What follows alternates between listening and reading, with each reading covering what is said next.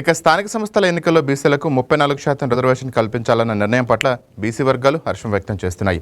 కృష్ణా జిల్లా మచిలీపట్నంలో RTC chairman Konakalla Narayana Rao, Krishna జిల్లా తెలుగుదేశం పార్టీ అధ్యక్షులు వీరంకి గురుమూర్తి ఆధ్వర్యంలో ఎన్టీఆర్ విగ్రహంతో పాటు ముఖ్యమంత్రి చంద్రబాబు నాయుడు, ఉప ముఖ్యమంత్రి పవన్ కళ్యాణ్, మంత్రి నారా లోకేష్ చిత్రపటాలకు పాలాభిషేకం చేశారు.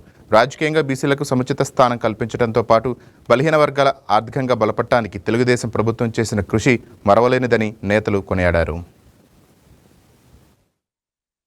రాజకీయ చరిత్రను మార్చింది. 34% రూరల్ ఏరియాల్లో, 33.33% మరి పట్టణాలలో రిజర్వేషన్ నిర్ణయించినందుకు రాష్ట్రం యావత్తు కూడా బీసీలంతా కూడా పండగ చేసుకుంటా ఉన్నారు.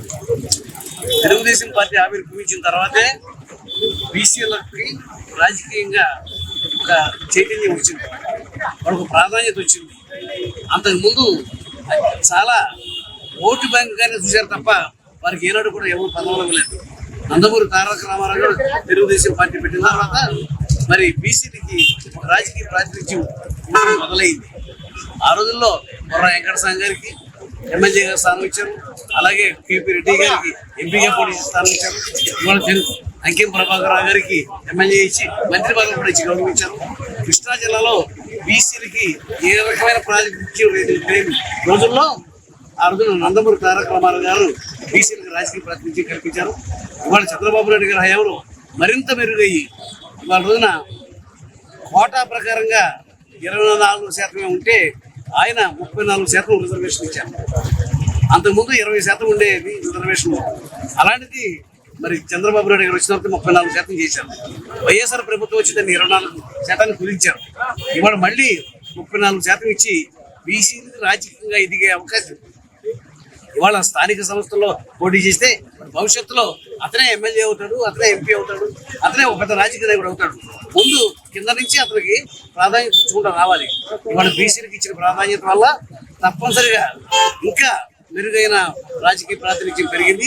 బీసీలకు ఉనికిని కాపాడుకునేలాగా ఇవాళ రోజు కుటుంబ ప్రభుత్వం పవన్ కళ్యాణ్ గారు కానీ, చంద్రబాబు నాయుడు గారు కానీ, లోకేష్ గారు కానీ, మోడీ గారు కానీ ఇవాళ తీసుకున్న నిర్ణయం బీసీల జీవితాల్లో మలుపు. వాళ్ళు భవిష్యత్తు అంతా కూడా తల మారబోతా ఉంది. వచ్చినటువంటి 10వ తరగతి కలవ గంజ తాగి బతుకుతూ ఉండేవారు. వాళ్ళకి విద్య ఉండేది కాదు, వ్యవసాయం ఉండేది కాదు, వ్యాపారం ఉండేది కాదు, రాజకీయం ఉండేది కాదు. మొట్టమొదటిసారిగా ఈ దేశంలోనే బీసీల గురించి ఆలోచన చేసి స్థానిక సంస్థల్లో 20% వాటా ఇచ్చి స్థానిక సంస్థల్లో బీసీలకు రాజ్యాధికారం ఇచ్చిన మహానుభావుడు అన్న నందమూరి తారక రామారావు గారు.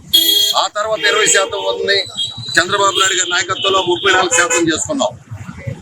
ఆ తర్వాత వచ్చినటువంటి జగన్మోహన్ రెడ్డి సరైనటువంటి హైకోర్టులో వాదనలు చేయకపోవటం వల్ల, సుప్రీంకోర్టుకి వెళ్ళకపోవటం వల్ల 10% రిజర్వేషన్ మనం కోల్పోయాం.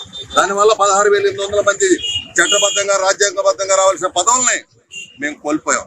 ఈ రోజు చంద్రబాబు నాయుడు గారు కేబినెట్ లో తీర్మానం చేసి అసెంబ్లీలో ప్రకటన చేయటం ఇది బీసీల పట్ల తెలుగుదేశం పార్టీకి ఉన్నటువంటి, కూటమి ప్రభుత్వానికి ఉన్నటువంటి చిత్తశుద్ధి అని చెప్పి నేను తెలియజేస్తున్నా. అందుకే ఈ రోజున యావత్ కూటమి నాయకులందరం మేమందరం కూడా చంద్రబాబు నాయుడు గారు, పవన్ కళ్యాణ్ గారు, లోకేష్ గారు, అదేవిధంగా నరేంద్ర మోడీ గారి అన్న నందమూరి తారక రామారావు గారి చిత్రపటాలకి పాలాభిషేకం చేశామని ఈ సందర్భంగా మేము తెలియజేస్తా ఉన్నాం. అంతేకాదు చంద్రబాబు నాయుడు గారు వచ్చిన తర్వాత విద్యనిచ్చారు. విద్య వల్ల బీసీలో గణనీయమైన మార్పు వచ్చింది. మొట్టమొదటిసారిగా ఈ దేశంలోనే బీసీ ఎస్సీ మైనార్టీ బిడ్డలకి మానవికి ఇచ్చి విదేశాలకు పంపి విదేశ విద్య ఇచ్చి ఉద్యోగ కల్పన చేసింది కూడా నారా చంద్రబాబు నాయుడు గారు. ఆ విధంగా దాంతో పాటు కుల వృత్తులు ఏవైతే ఉన్నాయో మా కుల వృత్తులు ఉన్నాయి. ఆదరణ 1, ఆదరణ 2, రేపు ఆదరణ 3 ఇవ్వబోతా ఉన్నాం. మారుతున్న కాలానికి అనుగుణంగా కుల వృత్తుల్లో వచ్చినటువంటి మార్పులకు అనుగుణంగా పరికరాలు ఇవ్వబోతా ఉన్నాం. ఈ రోజు చూసాం మనం నిన్నే 2 ఎమ్మెల్సీలు ఉంటే 2 ఎమ్మెల్సీల్లో ఒకటి దళితులైనటువంటి పార్టీకి నిబద్ధత కలిగి పార్టీకి అగుట్ట దీక్షతో పనిచేస్తున్న వర్ల రామయ్య గారు దళిత జాతి వర్గానికి ఇస్తే, రెండోది రాయలసీమకు చెందినటువంటి ఒక బీసీ బిడ్డ, ఒక ఒడ్డెర బిడ్డకి శాసన మండలిలో అవకాశం కల్పించడం నిజమైనటువంటి మరి సామాజిక న్యాయం అంటే తెలుగుదేశం పార్టీ కూటమి ప్రభుత్వాన్ని అని కూడా ఈ సందర్భంగా తెలియజేసుకుంటూ